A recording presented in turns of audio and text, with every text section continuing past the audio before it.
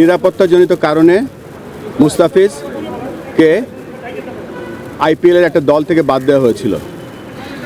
পরবর্তীতে আমরা গভর্নমেন্টের মাধ্যমে জানতে পারলাম এবং আমরা ফিল করেছি সিকিউরিটি একটা বড় ইস্যু এই টোয়েন্টি ওয়ার্ল্ড কাপের জন্য।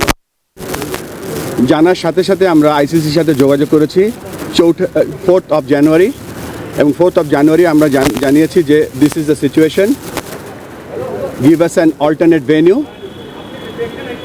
Or look this matter seriously.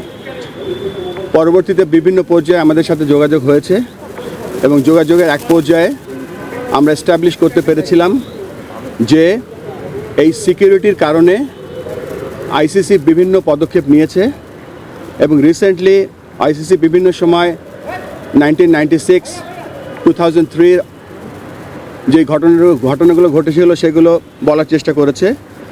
আমরা আইসিসিকে বলেছি যে রিসেন্ট যে ঘটনাগুলো ঘটেছে এবং আইসিসির যে পদক্ষেপগুলো ছিল সেগুলো তাদেরকে আমরা দেখিয়ে দিয়েছি চোখে আঙ্গুল দিয়ে।